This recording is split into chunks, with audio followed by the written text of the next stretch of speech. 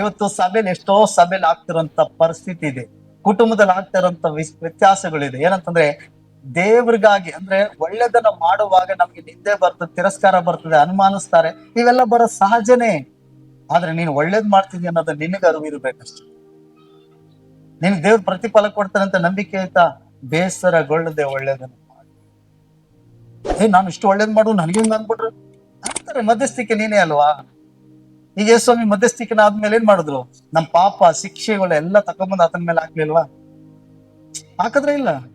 ಹಾಗಾದ್ರೆ ಮಧ್ಯಸ್ಥಿಕೆಯಾಗಿ ಯಾರು ಇರ್ತಾರೋ ಅವ್ರ ಮೇಲೆ ಎಲ್ಲ ಹೋಗುತ್ತೆ. ಅದ ನಿನಗ್ ಚೆನ್ನಾಗಿ ಗೊತ್ತಿರ್ಬೇಕು ಒಳ್ಳೇದನ್ನ ಮಾಡಿ, ದೇವ್ರ ಮೇಲೆ ವಿಶ್ವಾಸ ಇಟ್ಟು ಒಳ್ಳೇದು. ಹಾಗಾದ್ರೆ ನಾವು ಮಧ್ಯದಾಗಿ ಏನ್ ಮಾಡ್ಬೇಕು? ಮಧ್ಯಸ್ಥಿಕೆನ ವಹಿಸ್ಕೊಳ್ಬೇಕು. ಎರಡನೇದಾಗಿ ಏನ್ ಮಾಡ್ಬೇಕಂತೆ? ಅಲ್ಲೆಲ್ಲೂಯ್ಯ.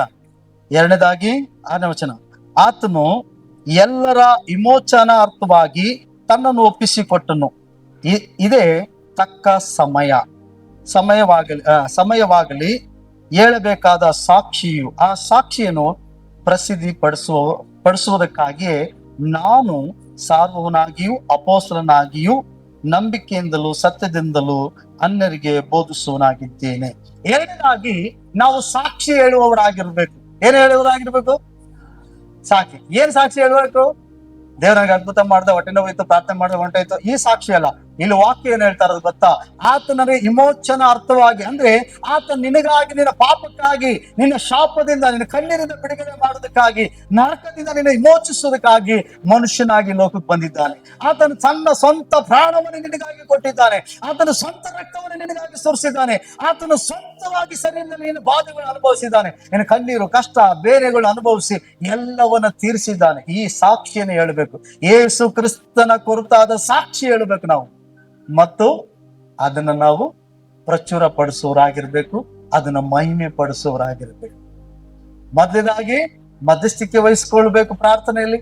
ಎರಡನೇದಾಗಿ ಆತ ನಮ್ಗೆ ಮಾಡಿದ ವಿಮೋಚನೆ ಕಾರ್ಯವನ್ನ ಎಲ್ಲಾ ಜನಗಳಿಗೆ ಸಾರಿ ಹೇಳುವವರಾಗಿ, ಆ ಸಾಕ್ಷಿಯನ್ನು ಹೇಳುವವರಾಗಿರ್ಬೇಕು. ಅದಕ್ಕೆ ಏನ್ ಹೇಳ್ತದೆ ನೋಡಿ, ಆ ಸಾಕ್ಷಿಯು ಇದೇ ತಕ್ಕ ಸಮಯಗಳಲ್ಲಿ ಹೇಳಬೇಕಾದ ಸಾಕ್ಷಿಯು. ಆ ಸಾಕ್ಷಿಯನ್ನು ಪ್ರಸಿದ್ಧಿ ಪಡಿಸುವುದಕ್ಕಾಗಿಯೇ ನಾವು ಕರೆಯಲ್ಪಟ್ಟಿದ್ದೀವಿ.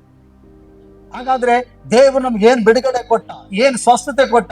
ಆತನು ಸ್ವಸ್ಥತೆ ಬಿಡುಗಡೆ ಕೊಡೋದಕ್ಕಾಗಿ ಶಿಲುವೆ ಮೇಲೆ ಹೇಗೆ ತನ್ನ ಪ್ರಾಣವನ್ನು ಕೊಟ್ಟ, ಮುಳ್ಳಿನ ಕಿಟ್ಟವನ್ನು ಹೇಗೆ ಧರಿಸಿಕೊಂಡ, ಹೇಗೆ ದೇವಾದಿ ದೇವನು ಮನುಷ್ಯನಾಗಿ ಬಂದು ಮನುಷ್ಯರನ್ನ ಬಿಡುಗಡೆ ಮಾಡೋದಕ್ಕೆ ದಾಸತ್ವಗಳಿಂದ, ಶಾಪಗಳಿಂದ ಆತನ ಹೆಂಗೆ ಶಾಪಗ್ರಸ್ತನಾದ ಅನ್ನೋದನ್ನ ಸಾಕ್ಷಿಯನ್ನ ಹೇಳ್ಬೇಕು ನಾವು. ಅಲ್ಲೆಲ್ಲೂಯ್ಯ. ಫಸ್ಟ್ ನಾವು ಸಾರಬೇಕಾಗಿರೋ ಸಾಕ್ಷಿ ಯಾವುದು? ಕ್ರಿಸ್ತನ ಸಾಕ್ಷಿ. ಅರ್ಥ ಆಯ್ತಾ? ನೀವು ಚರ್ಚಿಗೆ ಹೋಗ್ತಿದ್ರಲ್ಲ, ನಿಮ್ಗೆ ದುಡ್ಡು ಕೊಡ್ತಾರ, ಆ ಜಾತಿಗೆ ಸೇರ್ಸ್ಕೊಬಿಟ್ರ ನೀವು ಅಂತ ಹೇಳ್ತಾರೆ. ಅವಾಗ ಹೇಳ್ಬೇಕು, ನಮ್ಗೆ ಯಾವ ಜಾತಿಗೆ ಸೇರ್ಸ್ಕೊಂಡಿಲ್ಲ, ನಾವು ಸೇರ್ಕೊಂಡಿಲ್ಲ, ಬೈಬಲ್ ಯೇಸುಸ್ವಾಮಿ ನಂಗೆ ಹೇಳಿಲ್ಲ. ಆದರೆ ಒಂದು ಸಾಕ್ಷಿ ಹೇಳ್ತೀನಿ ನಾನು. ಏನು? ನಾನು ಹೆಂಗೆ ಯೇಸುಸ್ವಾಮಿ ನಮ್ದೇ ಗೊತ್ತಾ, ನನ್ಗೆ ಹೆಂಗಿತ್ತು ಗೊತ್ತಾ ಮೊದಲು, ನಾನು ಹೆಂಗಿದ್ದೆ, ಇದೆಲ್ಲ ಹೇಳಕ್ಕಿಂತ ಮುಂಚೆ ನೀನ್ ಹೇಳ್ಬೇಕಾಗಿರೋ ಸಾಕ್ಷಿ ನಾನು ಏನ್ ಗೊತ್ತಾ? ನಿನಗೊಂದು ಸತ್ಯವನ್ನು ಹೇಳ್ತೀನಿ.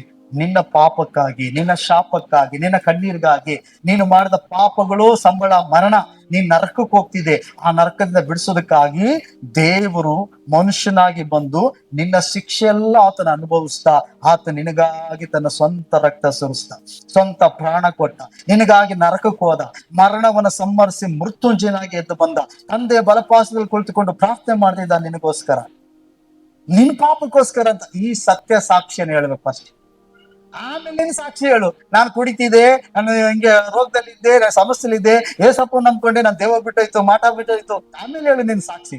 ಫಸ್ಟ್ ಹೇಳ್ಬೇಕಾಗಿರೋ ಕ್ರಿಸ್ತನು ನಿನಗೋಸ್ಕರ ಬಾಧೆ ಪಟ್ಟಿದ್ದಾನೆ. ಕ್ರಿಸ್ತ ನಿನಗಾಗಿ ಮುಳ್ಳಿನ ಕಿಟ್ಟ ಧರಿಸ್ಕೊಂಡಿದ್ದಾನೆ. ದೇವಾದಿ ದೇವನು ಮನುಷ್ಯನಾಗಿ ಬಂದು ಮನುಷ್ಯರು ಉಗಿದ್ರು ಆತನ ಮುಖದ ಮೇಲೆ ಎಂಜಿಲ ಹರಿತಿತ್ತು, ಅದು ನಿನಗೋಸ್ಕರ. ಈ ಸತ್ಯ ಸಾಕ್ಷಿಯನ್ನು ಹೇಳ್ಬೇಕು. ಅರ್ಥ ಇದ್ರ? ಮೂರನೇದಾಗಿ ಹೇಳ್ತದೆ, ನಂಬಿಕೆಯಿಂದಲೂ ಸತ್ಯದಿಂದಲೂ ಸಾರಬೇಕದನ್ನ. ಇವತ್ತು ಅನೇಕ ಜನ ಏನಂತ ಮೂರನೇದಾಗಿ ಹೇಳ್ತೇನೆ, ನಾನು ನಂಬಿಕೆಯಿಂದಲೂ ಸತ್ಯದಿಂದಲೂ ಸಾರುವವನಾಗಿದ್ದೀನಿ ಅಂತ ಹೇಳ್ತೇನೆ ಪೌಲ. ಹಾಗಾದ್ರೆ ನಾವು ಸಾರುವಂತದ್ದು ನಂಬಿಕೆಯಿಂದ ಹೇಳ್ಬೇಕು, ಮತ್ತೆ ಸತ್ಯವನ್ನ ಸಾರಬೇಕು. ಕೆಲವರು ನಂಬ್ತಾರೆ, ಸತ್ಯ ತಿಳ್ಕೊಳಲ್ಲ, ಸತ್ಯ ಹೇಳಲ್ಲ. ಸತ್ಯ ಹೇಳ್ತಾರೆ, ನಂಬಲ್ಲ. ನಾವ್ ಹೆಂಗೆ ಅಂದ್ರೆ ಹೇಳ್ತೀವಿ, ದೇವ್ರು ಒಳ್ಳೆಯವನು, ನಿನ್ಗೋಸ್ಕರ ಪ್ರಾಣ ಕೊಟ್ಟವನು, ರಕ್ತ ಸುಸವನೆ ಅಂತ. ನಾವೇ ನಂಬಕ್ಕಿಲ್ಲ ಮನಸ್ಸೊಳಗಡೆ. ಇನ್ನು ನಮ್ ದೇವರು ನನ್ಗೆ ಒಳ್ಳೆ ಅದ್ಭುತ ಮಾಡ್ಬೇಕು, ನಮ್ಮ ಮಕ್ಕಳ ಜೀವಿತದಲ್ಲಿ, ನನ್ನ ಜೀವಿತದಲ್ಲಿ ಇನ್ನೂ ನನ್ ಸ್ವಲ್ಪ ನೋವು ಐತಿ, ಇನ್ನೂ ಸ್ವಲ್ಪ ರೋಗ ಐತಿ, ಇನ್ನೂ ಸಮಸ್ಯೆ ಐತಿ, ದೇವ್ರ ಅದ್ಭುತ ಮಾಡ್ಲಿ. ನಿನಗೆ ಹಿಂಗ ಆಗಿಲ್ಲ ಅಂತ ಕೇಳ್ಬಿಟ್ರೆ ಅವ್ರಿಗೆ ಏನ್ ಹೇಳ್ಬೇಕು ನಾವು? ಯಾರಾದ್ರೂ ನಿನ್ಗೇನೇನು ಒಳ್ಳೇದಾಗೈತೆ ಅಂದ್ರೆ ಕೇಳಿದ್ರೆ ಏನ್ ಹೇಳ್ಬೇಕು ನಾವು ಅಂತ ಹೇಳಿ ನೋಡಿ. ನಾವು ಸತ್ಯ ಹೇಳ್ತೀವಿ ಆದ್ರೆ ನಂಬಲ್ಲ, ನಂಬ್ತೀವಿ ಸತ್ಯವನ್ನ ಹೇಳಲ್ಲ. ಹೆಂಗೈತೆ ನೋಡಿ, ಉಲ್ಟಾ ಪಲ್ಟನ ಒಂದವನು. ಆಗ ಪೌಲ ಹೇಳ್ತಾನೆ, ನಾನ್ ನಂಬಿಕೆಯಿಂದಲೂ ಸತ್ಯವನ್ನು ಸಾರುವವನಾಗಿದ್ದೇನೆ. ಹಾಗಾದ್ರೆ ನಾವು ಏನ್ ಮಾಡ್ಬೇಕು? ದೇವರ ಕಾರ್ಯಗಳನ್ನ ನಂಬಬೇಕು, ದೇವರ ಮಾತುಗಳನ್ನ ನಂಬಬೇಕು, ದೇವರ ಆಲೋಚನೆಗಳನ್ನ ನಂಬಬೇಕು, ಅದು ಸತ್ಯವನ್ನ ಸತ್ಯವಾಗಿ ಸಾರಬೇಕು. ಈ 3 ವಿಷಯ ನಾವು ಮೊದಲನೇದಾಗಿ ಮಧ್ಯಸ್ಥಿಕೆ ವಹಿಸಿಕೊಳ್ಳಬೇಕು, ಪ್ರಾರ್ಥನೆಗಾಗಿ, ಎಲ್ಲಾ ಜನಗಳ ರಕ್ಷಣೆ ಹೊಂದೋದಕ್ಕಾಗಿ, ಅಧಿಕಾರಿಗಳ ಅರಸುಗಳಿಗಾಗಿ ಮಧ್ಯಸ್ಥಿಕೆ ವಹಿಸ್ಕೊಂಡು ಪ್ರಾರ್ಥನೆ ಮಾಡಬೇಕು. ಒಳ್ಳೆಯದನ್ನ ಮಾಡೋದ್ರಲ್ಲಿ ಮಧ್ಯಸ್ಥಿಕೆ ವಹಿಸ್ಕೊಳ್ಬೇಕು, ಸಮಸ್ಯೆಗಳು ಬಂದು ಬಿಡಬಾರ್ದು. ಎರಡನೇದಾಗಿ,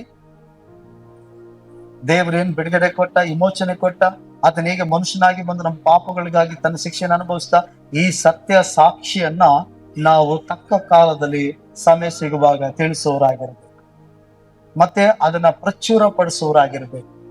ಮೂರನೇದಾಗಿ, ಅದು ನಂಬಿಕೆಯಿಂದಲೂ ಸತ್ಯದಿಂದಲೂ ತಿಳಿಸುವವರಾಗಿರ್ಬೇಕು.